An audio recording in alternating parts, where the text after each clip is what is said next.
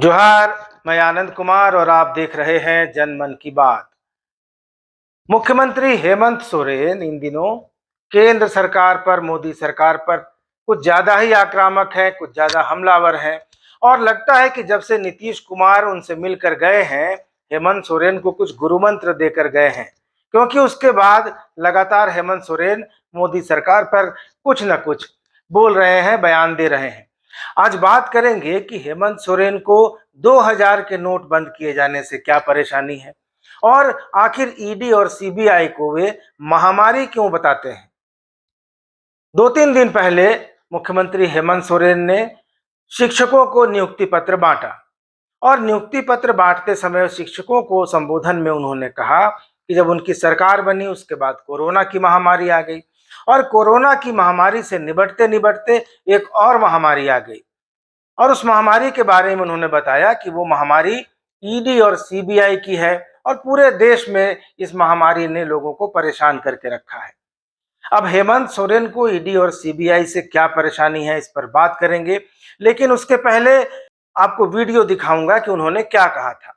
और वीडियो दिखाने से पहले नोटबंदी यानी 2000 के नोट बंद किए जाने, नोटबंदी पार्ट 2 पर हेमंत सोरेन को आखिर क्यों नाराजगी है। हेमंत सोरेन 2000 के नोट बंद किए जाने से भी खफा हैं, ईडी सीबीआई से भी खफा हैं, तो आखिर वे मोदी सरकार से इतने नाराज क्यों हैं और आखिर नीतीश कुमार उन्हें कौन सी घुट्टी पढ़ा कर गए हैं। इन सब बातों पर चर्चा करेंगे, लेकिन पहले ये वीडियो देख लीजिए जिसमें मुख्यमंत्री हेमंत सोरेन ने कहा था कि कोरोना महामारी के बाद ईडी और सीबीआई की महामारी आ गई है।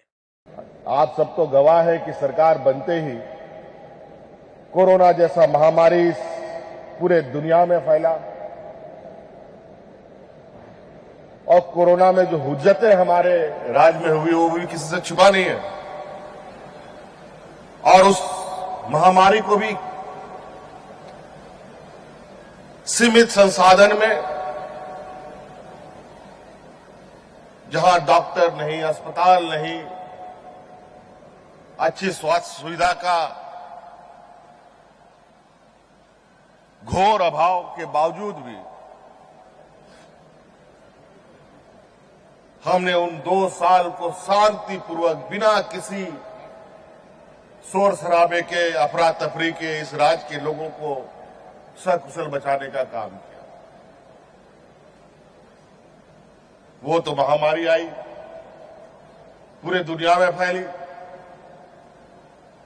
और ज्यों ही हम इस राज्य को एक दिशा देने के कदमों की ओर आगे बढ़े, एक और महामारी देश के अंदर आ गया जिसका नाम है सीबीआई, ईडी। पूरा देश इससे ग्रसित है। हमारे राज्य में भी इसका विचरण होने लगा। हम बोले चलो खोजबीन करो। तो आपने देख लिया ये वीडियो। एक और वीडियो मैं आपको दिखाता हूं जिसमें 2000 के नोट बंद किए जाने के बाद कल मुख्यमंत्री हेमंत सोरेन अपनी प्रतिक्रिया में कह रहे थे कि 2 लाख से ज्यादा छोटे, मझोले और मध्यम वर्ग के जो उद्योग हैं वे नोटबंदी यानी 2016 में जो नोटबंदी हुई थी उसके बाद ये सारे उद्योग देश छोड़कर चले गए। हो सकता है कि उनकी जुबान फिसल गई हो, क्योंकि छोटे मझोले उद्योग देश छोड़कर आखिर जाएंगे भी तो कहाँ जाएंगे। हो सकता है कि वे कहना चाहते होंगे कि ये उद्योग बंद हो गए, बर्बाद हो गए। हालांकि जुबान नेताओं की फिसल जाती है कभी कभी, लेकिन आखिर 2000 के नोट बंद होने से हेमंत सोरेन को भला क्या परेशानी होगी। आम शहरी को, आम आदमी को, भारत की आम जनता को 2000 के नोट बंद किए जाने से क्या समस्या होगी, इस पर भी बात करेंगे। लेकिन पहले ये वीडियो देख लीजिए। ये वही कहानी है जो 2016 में अपनाई गई थी और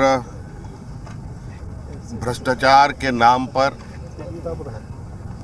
और सरकार के निर्णय पर कोई तारतम्य नहीं। आपको मालूम होना चाहिए पिछले बार के नोटबंदी में लगभग 2 लाख से अधिक इस देश के छोटे मझोले मध्य वर्गीय जो उद्योग थे वो देश छोड़कर चले गए। तो आपने दोनों वीडियो देख लिए। अब बात करते हैं पहले ईडी और सीबीआई की। तो आखिर ईडी और सीबीआई से हेमंत सोरेन को क्या परेशानी हो सकती है? ईडी ने पिछले साल नवंबर के महीने में 17 नवंबर को एक बार पूछताछ के लिए मुख्यमंत्री हेमंत सोरेन को बुलाया था, और वो भी इस मामले में बुलाया था क्योंकि उनके विधायक प्रतिनिधि पंकज मिश्रा पर साहेबगंज जिले में 1000 करोड़ से ज्यादा के अवैध पत्थर खनन का मामला था। उस मामले में पंकज मिश्रा जेल में हैं, उन पर चार्जशीट हो गई है, अभी तक उनको जमानत नहीं हुई है। तो जाहिरी तौर पर पंकज मिश्रा उनके विधायक प्रतिनिधि थे। इस लिहाज से ईडी ने मुख्यमंत्री हेमंत सोरेन से पूछताछ की थी। ईडी की पूछताछ के बाद मुख्यमंत्री हेमंत सोरेन ने पत्रकारों से कहा था, सार्वजनिक रूप से कहा था कि उन्होंने ईडी ने जो पूछा उसका जवाब दे दिया है और वे ईडी की किसी कार्रवाई से डरने वाले नहीं हैं। मीडिया में खबरें आई थी कि मुख्यमंत्री हेमंत सोरेन ने यह कहा था कि विधायक प्रतिनिधि उनका पंकज मिश्रा जो कुछ भी कर रहा था उनकी जानकारी के बिना कर रहा था। उस एक पूछताछ के बाद हेमंत सोरेन पर ईडी की कोई एक्शन, कोई कार्रवाई नहीं हुई अभी तक। न उनके मंत्रिमंडल के किसी सहयोगी पर ईडी की कोई कार्रवाई हुई है। उनके प्रेस सलाहकार से एक बार पूछताछ हुई थी और वो भी इस कनेक्शन में हुई थी कि ईडी ने फोन जो टैप किया था उससे पता चला था कि मुख्यमंत्री के प्रेस सलाहकार की जेल में बंद जो समय रिम्स में इलाज करा रहे थे न्यायिक अभिरक्षा में, उनसे फोन पर बातचीत होती थी। तो इस मामले में प्रेस सलाहकार से भी पूछताछ हुई थी, लेकिन उसके बाद न तो उनके प्रेस सलाहकार को और न मुख्यमंत्री हेमंत सोरेन को ईडी ने कभी बुलाया, न उनके खिलाफ कोई मुकदमा दर्ज है। तो आखिर हेमंत सोरेन को ईडी से क्या परेशानी है? ईडी से परेशानी तो छवि रंजन को है, पूजा सिंघल को है, प्रेम प्रकाश को है, पंकज मिश्रा को है और वीरेंद्र राम जैसे लोगों को है जो दलाल हैं, बिचौलिए हैं, भ्रष्ट हैं। 1 दर्जन से अधिक जमीन सौदों की जांच हो रही है, अवैध पत्थर उत्खनन की जांच हो रही है, तमाम तरह की चीजों की जांच हो रही है। प्रेम प्रकाश के घर मुख्यमंत्री सुरक्षा में तैनात पुलिसकर्मियों के AK-47 राइफलें मिली थी ईडी को।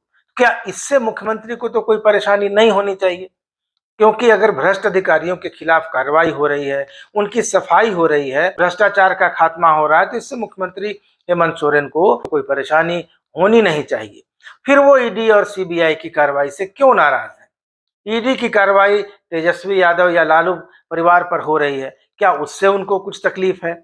ये बात मुख्यमंत्री ने साफ नहीं की, सिर्फ इतना ही कह दिया कि ईडी और सीबीआई से देश भर में महामारी की तरह ईडी और सीबीआई फैल गई है। हालांकि इस पर कोई दो राय नहीं है कि ईडी और सीबीआई का राजनीतिक दुरुपयोग होता है, पहले से भी होता है, कांग्रेस के जमाने में भी होता था, भाजपा के जमाने में भी होता है। लेकिन मुख्यमंत्री हेमंत सोरेन पर अभी तक ईडी की या सीबीआई की ऐसी कोई कार्रवाई नहीं हुई है जिससे उनको परेशानी हो। तो आखिर ईडी और सीबीआई से मुख्यमंत्री हेमंत सोरेन को क्या परेशानी है?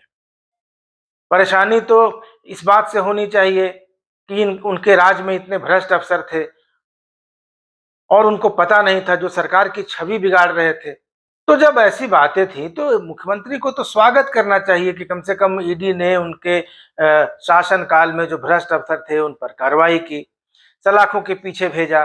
जो लोग आदिवासी जमीनों का सौदा कर रहे थे, राज्य की संपत्ति लुटवा रहे थे, उन पर कार्रवाई हुई। तो मुख्यमंत्री हेमंत सोरेन को इसका स्वागत करना चाहिए। लेकिन हो रहा है इसका उल्टा, इसकी आलोचना कर रहे हैं मुख्यमंत्री, और तब कर रहे हैं जबकि पूजा सिंघल के खिलाफ अभियोजन चलाने की, केस चलाने की जो अनुशंसा है ईडी भेज चुका है। कई अफसरों पर एसीबी कार्रवाई की अनुशंसा कर चुका है कि इन पर केस चलाया जाए।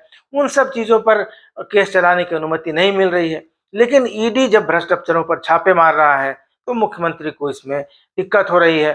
तो मुख्यमंत्री ये कह रहे हैं कि ईडी और सीबीआई महामारी की तरफ फैल गया है। अब इसके पीछे क्या कारण है वही बेहतर बता सकते हैं, लेकिन जब उनके खिलाफ कोई कार्रवाई नहीं हो रही ईडी की, या उनके मंत्रिमंडल के सहयोगियों के खिलाफ कोई कार्रवाई नहीं हो रही है, उनकी पार्टी के नेताओं के खिलाफ कोई कार्रवाई ईडी और सीबीआई की नहीं चल रही है फिलहाल झारखंड में, तब हेमंत सोरेन को आखिर दिक्कत क्या है, ये एक सोचने वाली बात है।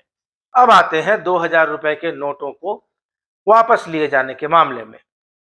सरकार का कहना है कि यह काला धन के रूप में डंप हो गया था और इसको निकाला जाना जरूरी है।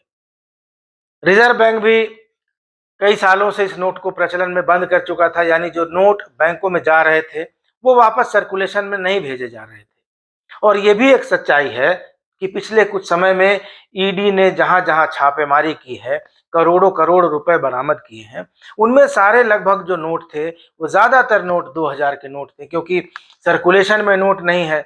आम आदमी के पास 2000 का नोट दुर्लभ है, किसी ने स्मारक के रूप में, किसी ने मोमेंटो के रूप में, और किसी ने देखने के लिए बचा रखा होगा तो अलग बात है। मुझे तो 2000 का नोट देखे हुए जमाना हो गया। और नहीं 2000 के नोटों को बंद किए जाने के बाद वैसी कोई पैनिक की स्थिति अभी दिखाई दे रही है जैसी नोटबंदी के समय थी। तो 2000 के नोटों के बंडल आखिर किनके यहाँ मिल सकते हैं? उन्हीं के यहाँ मिलेंगे जिन्होंने काला धन अवैध रूप से जमा करके रखा है, जिन्होंने टैक्स चोरी का पैसा रखा है, जिन्होंने रिश्वत का पैसा रखा है। सामान्य बिजनेसमैन, सामान्य वेतनभोगी आदमी 2-2 हजार के कितने ही नोट रख लेगा आखिरकार? बहुत होंगे किसी के पास तो 5 नोट होंगे, 10 नोट होंगे, 20 नोट होंगे। उससे ज्यादा तो कोई सामान्य मध्यवर्गीय आदमी, हायर मिडिल क्लास का आदमी भी इतना नोट नहीं रखता है। तो आखिर इन नोटों को बंद किए जाने से मुख्यमंत्री हेमंत सोरेन को क्यों दिक्कत हो रही है? एक तरफ तो वे कहते हैं कि मैं पूंजीपतियों का और मैं बनियों का मुख्यमंत्री नहीं हूं, मैं आम आदमी का, गरीब गुरबे का मुख्यमंत्री हूं। तो गरीब गुरबे को 2000 के नोट से आखिर क्या फर्क पड़ जाता है अगर वो चले या ना चले? गरीब तो बेचारा दिन भर मेहनत करता है तो 200-300-400 रुपए दिहाड़ी में मिलते हैं। सामान्य मध्यवर्गीय कोई आदमी नौकरी करता है प्राइवेट में तो 30-40-50-60 हजार रुपए मिलते हैं। अच्छी नौकरी भी करता है तो लाख सवा लाख मिलते हैं, वो अकाउंट में चले जाते हैं। तो आखिर ये नकद पैसा 2000 का नोट किनके पास है? ये एक विचारणीय प्रश्न है। तो ये आज की बात थी, क्योंकि ये दोनों फैसले एक ऐसे फैसले हैं जिनका राजनीतिक तौर पर तो विरोध किया जा सकता है, लेकिन जब ईडी सीबीआई की झारखंड में कोई कार्रवाई न तो सत्ताधारी दल के किसी नेता के खिलाफ है, न सत्ताधारी पार्टी से जुड़े लोगों के खिलाफ है, तो आखिर जब भ्रष्ट लोगों के खिलाफ, बिचौलियों के खिलाफ और भ्रष्टाचारी अफसरों के खिलाफ कार्रवाई हो रही है तो इसका तो स्वागत किया जाना चाहिए। तो फिर आखिर स्वागत क्यों नहीं हो रहा है? राजनीतिक बयान हो सकते हैं, लेकिन राजनीतिक बयान भी तभी आते हैं जब किसी ईमानदार को तंग किया जाए, किसी जेन्युइन आदमी को परेशान किया जाए, या शासन सत्ता के लोगों को परेशान किया जाए, तब यह माना जा सकता है कि इस पर राजनीतिक बयानबाजी हो सकती है। लेकिन जिनके यहाँ पैसे मिल रहे हैं, जिनके यहाँ सबूत मिल रहे हैं, जिन्होंने हजारों हजार एकड़ जमीन बेच डाली दलालों के साथ मिलकर, उनके खिलाफ हो रहा है। जिन्होंने मनरेगा के मजदूरों का पैसा मार लिया, उनके खिलाफ हो रही है। जिन्होंने राज्य के पहाड़ खोद कर बेच डाले, उनके खिलाफ कार्रवाई हो रही है। तो आखिर दिक्कत कहाँ है? मुख्यमंत्री को तो ऐसे भ्रष्ट अफसरों के खिलाफ तुरंत केस करने की अनुमति देनी चाहिए थी, लेकिन वे ऐसा नहीं करके ईडी सीबीआई को महामारी बता रहे हैं। तो 2000 के नोटों को बंद किए जाने की आलोचना कर रहे हैं। और जहां तक 2000 के नोटों को बंद किए जाने की बात है, तो मैं पहले ही बता चुका हूं कि 2000 के नोट आम आदमी के पास, सामान्य मध्यवर्गीय आदमी के पास तो नहीं है। 2000 के नोटों का भंडार तो उसी के पास होगा जिसने या तो टैक्स चुराया होगा, या रिश्वत खाई होगी, या जनता के पैसे से होने वाले सरकारी काम में दलाली खाई होगी, ठेका टेंडर मैनेज किया होगा। बहरहाल राजनीतिक बयानबाजी है, चुनाव नजदीक आ रहा है। हेमंत सोरेन विपक्षी एकता के एक प्रमुख किरदार हैं और उनकी पार्टी विपक्षी एकता का समर्थन कर रही है, नीतीश कुमार जिसके अगुवा हैं। तो आने वाले समय में ऐसे और बयान देखने को मिलेंगे। इन बयानों की समीक्षा भी होगी, इन बयानों की पड़ताल भी होगी और उनकी बातों का पोस्टमार्टम भी होगा। मैं आपके सामने समय समय पर आता रहूंगा और आपको बताता रहूंगा। वीडियो कैसा लगा कमेंट करके जरूर बताइएगा। मिलेंगे अगले वीडियो में, तब तक इजाजत दीजिए। धन्यवाद, नमस्कार।